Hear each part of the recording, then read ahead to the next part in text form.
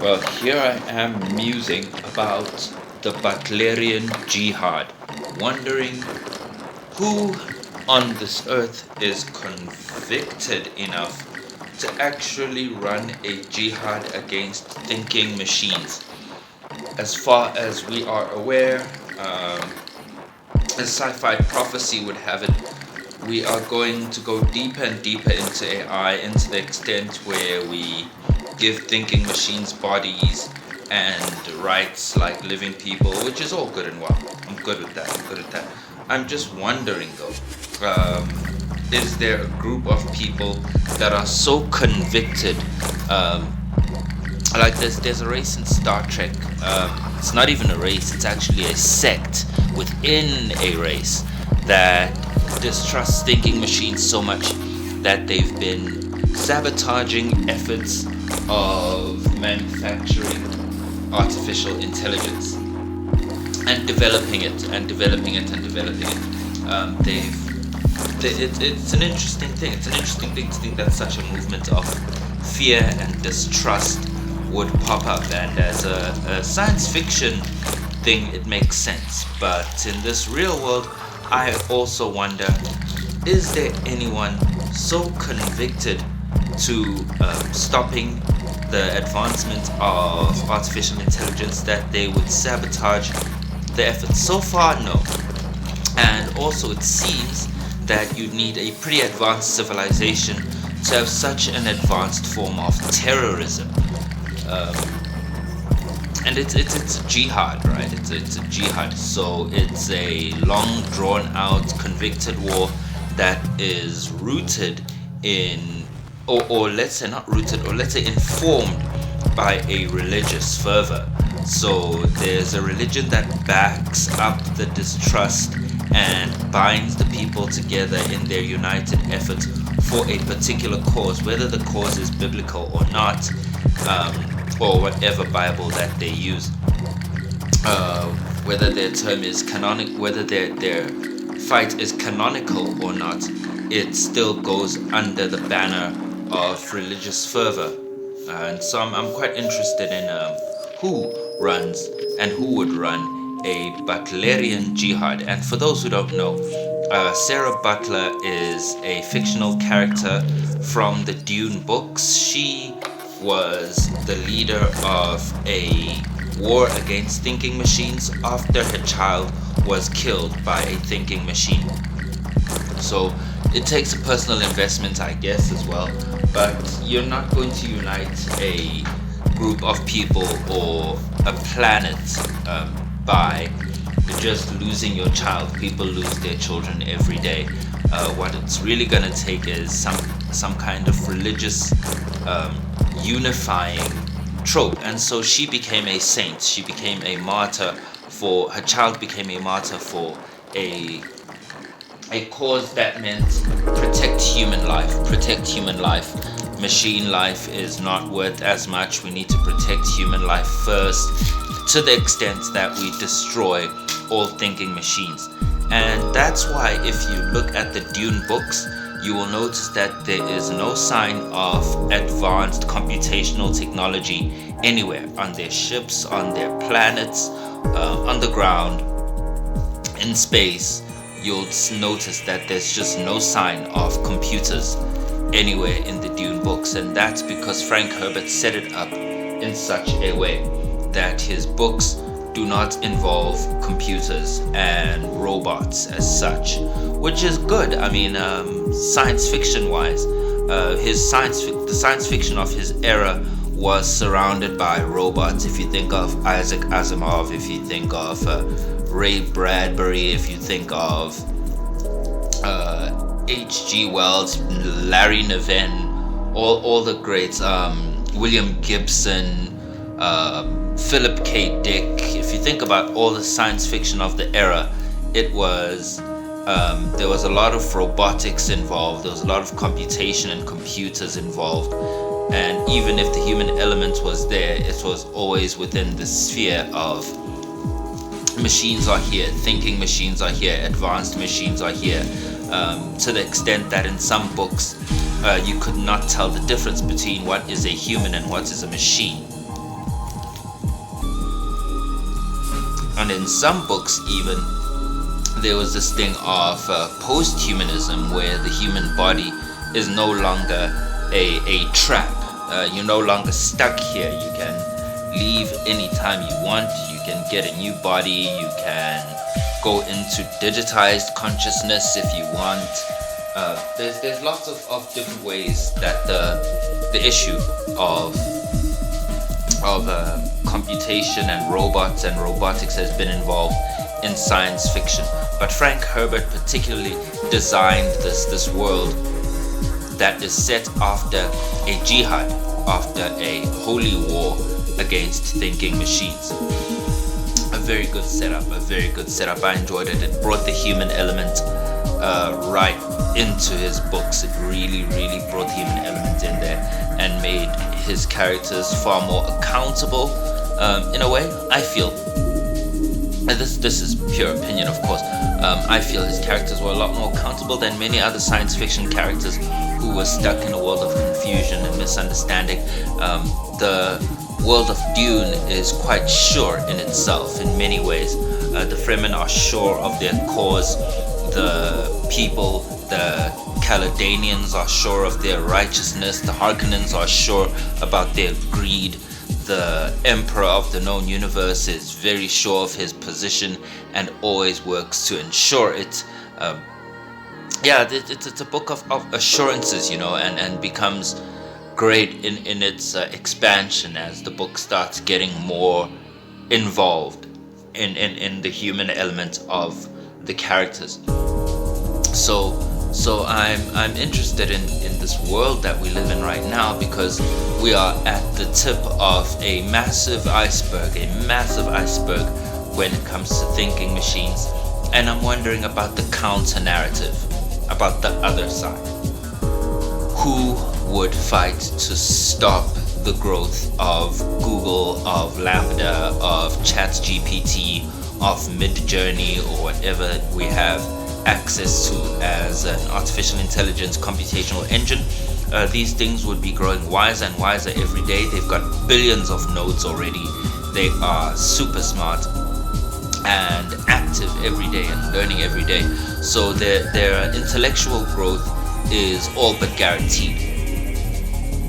Is there a group that says, stop this guarantee, let's fight this thing?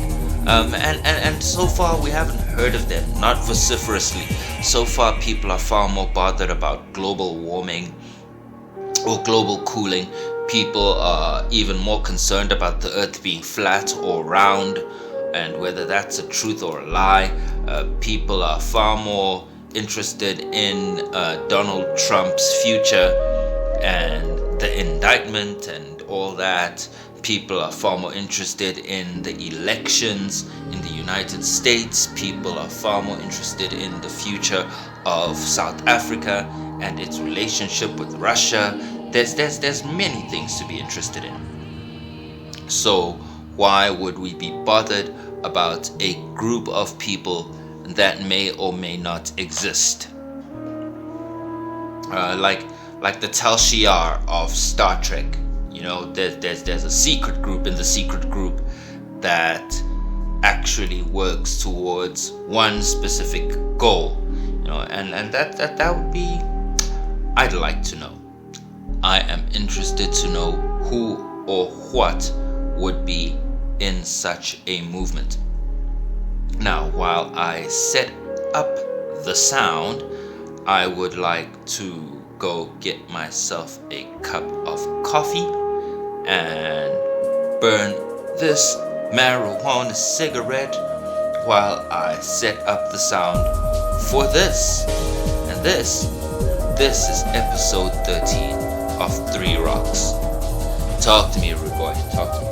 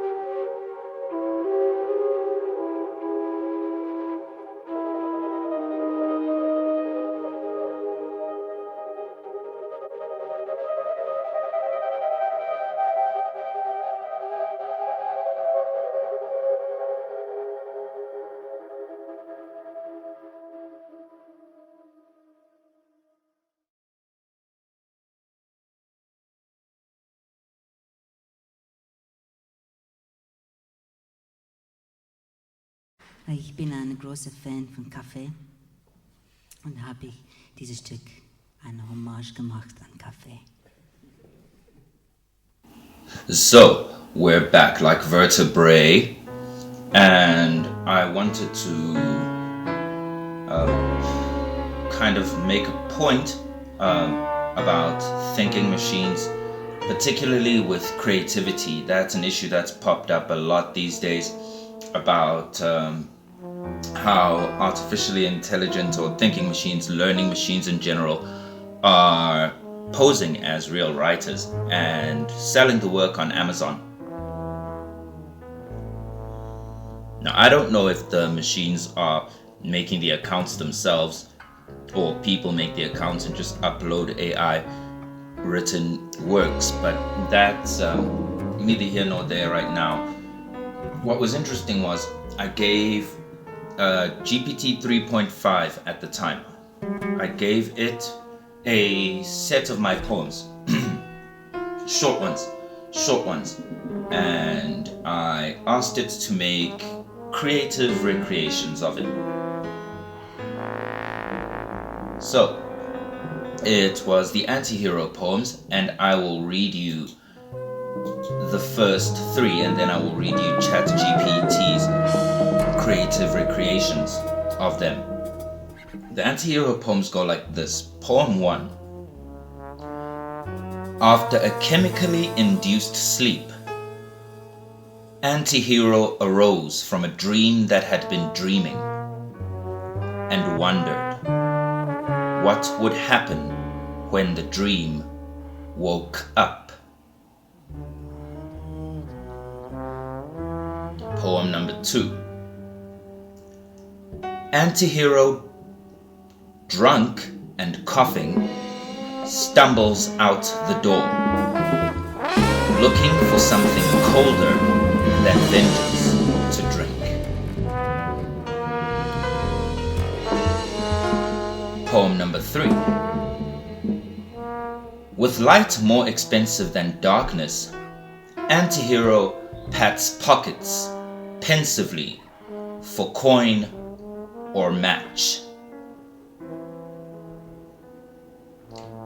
And GPT decided to follow through and gave me its recreations. So it started after I prompted it and said, certainly, here's my attempt at a creative recreation of the anti-hero poems. So GPT wrote, emerging from a drug-fueled slumber, anti-hero shook. And that was it. So I responded because I was waiting to see if it would give me anything more, but it didn't. And so I wrote, you only provided 2 lines of verse. Are you done? And GPT responded, I apologize for the confusion. It seems my previous message was cut off. Here's my complete attempt at a creative recreation of the anti-hero poems. It started from the top again. It said, emerging from a drug-fueled slumber, anti-hero shook off the dreams that had clung to him like a number.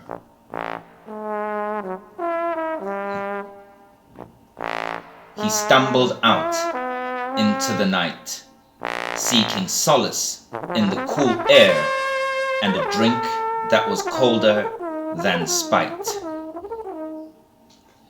And its representation of poem number 3 was, as he fumbled through his pockets for change, the light around him seemed to glow with a haunting, ethereal range. Now, there are 2 more poems. I believe the anti-hero collection is 5 poems. I'll give you poem number 4 and 5 now, just for reference. Check this out. Poem number 4 says, somebody once gave him a birthday card with the age scratched off. Anti-hero wrote an 8 and lay the card on its side forever.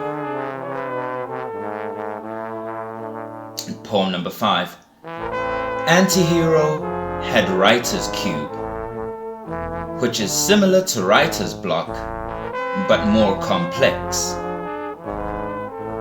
Questions with no answers, gleaming on the polymorphic surface of it. And GPT's creative recreation of the last 2 poems goes so. Poem number 4. An old birthday card lay discarded on the floor, with the number scratched off and left to be ignored. Poem number 5. Writer's cube, a complex and tangled mess, a labyrinth of questions with no clear address. I like the last one, by the way. I feel like it's got a depth of its own, from an understanding of poems that were given by me. These original poems, they were written by me around 2016, 2017. I published them online. If you look around for the anti-hero poems, you're gonna find them somewhere. I am Kaya Maseko. In case you didn't know, you better ask somebody, baby. So these machines are creative. They were taught to be creative because they're large language models, particularly. Things like DALL-E and Midjourney are visual models, so they create creative material that is visual, while the large language models deal with language. And they are more interesting to me because the large language models can talk in our language. People don't know, and no one really thinks about it, but machines have a language of their own that they communicate with when they're talking to each other. Facebook proved this with their last project, the one that they cancelled. I believe they were trading bots that had started making their own language to trade in because they said English was too cumbersome. May have mentioned this before in previous episodes, but it is worth noting that machines do have a language that they talk to that they use when they talk to each other. Quite different from the language we use when we talk to the machines or the machines talk to us. A friend of mine was saying how he loves Python because it's just English. You tell the machine what you want it to do and it will do that because you are very direct and the language is clearer and far more closer to human English. It is quite a great form of pseudo-English, I think so. So we've done well so far in creating a language that is smoother for us to work with as well, meaning that people can learn it easier as well. So we're in a very interesting age where we can get machines to recreate, which is what they're really doing. They're recreating from what they learn from these data sets that they have, these large, massive data sets that they're learning from. So I just wondered if there's anyone out there who says, whoa, this must stop. Because sure, there's people talking about it, but we need a movement, an organized movement, secret or otherwise, that speaks to this shit must stop. And not just begging on hands and knees at the throne of power, but actually sabotaging and dealing directly with the AI threat. I put that in brackets, threat, dealing with that quite directly. We're in a very interesting age. With that, I will call it a day so that we may continue thinking and living our lives. Remember that this is 3 rocks, 3 of them, and I am Kaya Masego, slinging my thoughts out like spells. Y'all have a good day now, you hear?